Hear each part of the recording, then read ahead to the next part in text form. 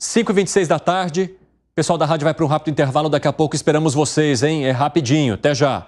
Quero trazer um outro tema que vai mexer com a vida sua, com a minha, com a de todo mundo aqui, que é a reforma tributária. A ministra do Planejamento, Simone Tebet, diz ter convicção de que a reforma tributária sobre consumo será aprovada no Senado até outubro e promulgada até dezembro. Ela ressaltou que o senador Eduardo Braga, relator da reforma no Senado, é um parlamentar que conhece o processo, vai saber levar todas as demandas ali da casa. Mas eu quero saber em que momento que nós vamos conhecer a alíquota que poderá ser aplicada para que todos possam, então, pagar caso essa reforma seja aprovada, Alan Gani, você sabe? Evandro, olha só, hoje quem teve já PJ sabe disso e que não está no Simples, né?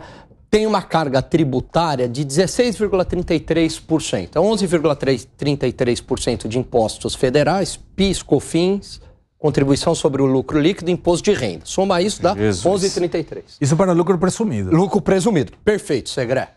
Mais que a maioria, né, desse lucro presumido. Aí, 5% de ISS é 16,33%. Vamos pegar o número por baixo que estão falando por aí de IVA. 25%. Não estou nem somando imposto. Vamos pegar mais. Vamos ser otimistas aqui. Vai saltar. Você sendo otimista? Sendo otimista.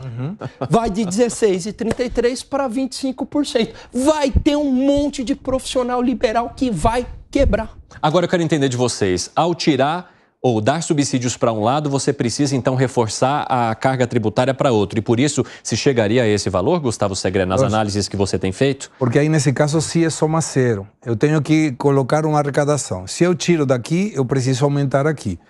Respondendo a tua pergunta de quando saberemos, provavelmente em 2026, 2027. Que é quando já vai estar sendo aplicada. Antes não. Vai ter uma experiência a partir do ano que vem de 1%, em que vai ser 0,9% vinculado à contribuição, que é federal, e 1% nas estaduais e prestações de serviço. E aí eles vão avaliar com esse modelo, esse testeio, como é a repercussão a nível federal para essa arrecadação. Então, até 2026, 2027, dificilmente vamos saber qual é a alíquota correta. Agora, eu quero trazer aqui uma fala do presidente do Senado, Rodrigo Pacheco, sobre esse assunto. Vamos acompanhar. Muito importante o Senado abrir as portas para ouvir os estados federados, o Distrito Federal e os municípios. Isso vai acontecer no Senado. E nós vamos buscar equacionar todos esses dilemas. É muito importante que todo mundo ceda um pouco para a gente ter um sistema unificado na compreensão de que isso vai ser bom para o país, no final das contas, bom para todo mundo na sequência. Ô Fábio Piperno, quando ele fala que é importante que todo mundo ceda um pouco, ele está mandando um recado para quem?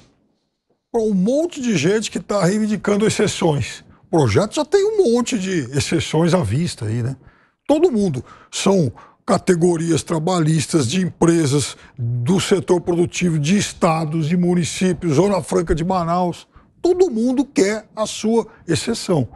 E quanto mais exceções, quanto mais o projeto se abre para as exceções, é óbvio que maior vai ficar a alíquota. É um monte de jabuti que vai aparecendo em cima da árvore ali? Então, se o Congresso permitir que todas essas exceções sejam incorporadas, é óbvio que a maior parte da população vai acabar pagando mais. Então agora o Congresso tem que ficar atento a isso. Quem nos ouve pela rádio já está de volta. Bem-vindo e bem-vinda você que também está chegando agora aqui ao 3 em 1. Estamos falando de reforma tributária. Sabe que tem uma questão muito delicada para o governo federal, que é a forma como as pessoas entendem a reforma tributária. Numa pesquisa recente que foi feita pela Genial Quest sobre a aprovação do governo, ela revelou 60% de aprovação. Mas dentre os projetos que foram citados ali como uma forma de entendimento de como as pessoas recebiam as medidas do governo, a reforma tributária foi a que mais dividiu opiniões. Pouco mais de 30% das pessoas apenas aprovavam. Mais de 20%, quase 30%, diziam que não concordavam. E muita gente sequer soube responder. Ou seja, tem algo aí que precisa ser melhor esclarecido para essa população, Gani. Pois é, a palavra reforma, ela tem uma conotação muito positiva. E quando se fala em reforma tributária, para o leigo, pode soar como uma simplificação e mais do que isso, uma redução de impostos. Mas é o que todo mundo espera. É o que todo mundo pensa. Só que na Mas seria o quê? Só uma simplificação de burocracia e não de valores? Exatamente. Ou seja, em vez de pagar 10 impostos diferentes, a empresa vai lá ou quem consome vai lá e paga um imposto. imposto sobre valor agregado, mas não necessariamente isso simplificaria o tamanho da taxa que ele paga. Perfeito. E essa era a ideia inicial da reforma tributária, até porque não dá para falar de redução tributária se não diminuir o tamanho do Estado. Não é. E aí não tem uma, né, precisa de uma reforma administrativa. É que eu acho que está na cabeça do brasileiro que sempre foi acostumado a pagar tantas taxas e em comparação com outros países entender que o imposto aqui é gigantesco, que ao se falar em reforma, naturalmente ele teria que pagar menos. Vou pagar menos. Não dá nem para pensar numa proposta que não traga esse tipo de questão. Essa questão, que quantos 20% ou 30% são contrários, eu até fiquei surpreso, eu vi de uma maneira são 27%. Bastante positiva. Quer dizer, você tem aí uma 30% que está bastante esclarecido, falando, opa, peraí, essa reforma tributária eu não quero, porque ela vem com o aumento da carga tributária, até que me prove o contrário, até que o Senado prove o contrário. E entra também uma divergência envolvendo os estados. Vamos ver o que disse o governador de Goiás, Ronaldo Caiado. Você não tem como tirar dos governadores a prerrogativa de poder administrar a sua arrecadação. Isso é uma agressão ímpar. Como é que você pode quebrar uma cláusula pétrea do Pacto Federativo e da nossa independência? Na verdade, vamos fazer um termo assim para a população entender mais, tá certo? O que a União está fazendo? Ela está dando uma pernada nos estados e municípios. Essa é a verdade, concentrando poder de decisão e poder de arrecadação e de distribuição. E uma outra discussão que a gente já vem acompanhando e que faz divergirem muitos governadores. E Ronaldo Caiado dizendo que é como se o governo federal estivesse chegando de carrinho aí em alguns estados. Já chega derrubando e controlando ou diminuindo a autonomia desses locais. Você vê dessa forma também, Gustavo Segré? Mas absolutamente. Hoje a arrecadação do Estado é o ICMS, a arrecadação do município é o ISS. Precisam pedir autorização para alguma coisa? Não. Se o município ou o Estado, cito o Estado de Santa Catarina e muitos municípios de Santa Catarina, entendem que em função de uma boa administração do recurso público está em condições de diminuir a alíquota, eles podem. E os indicadores mostram que isso é válido.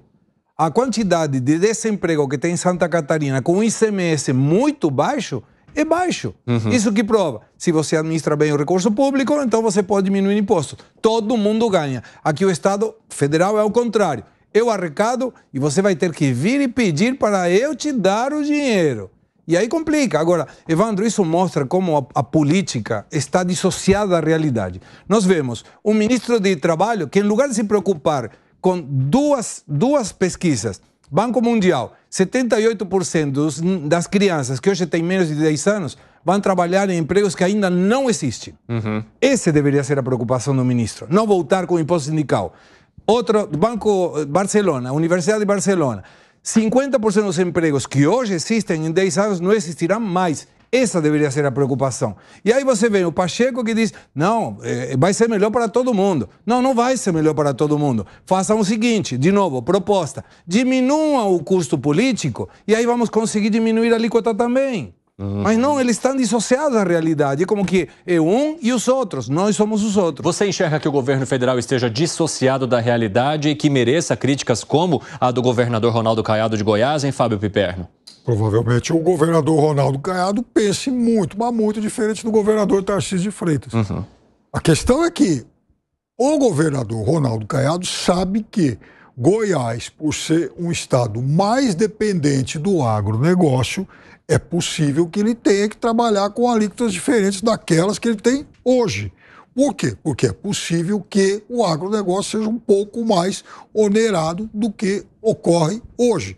O governador Tarcísio de Freitas, que governa um estado que tem como principal motor a base industrial, ele está enxergando também o fato de que é provável que esse setor passe a ser menos onerado lá na frente. Olha, eu quero trazer agora mais um tema e a gente, claro, vai acompanhando aqui a reforma tributária e ampliando o debate conforme tivermos mais informações, inclusive números que estejam relacionadas a essa discussão que é conduzida agora no Senado.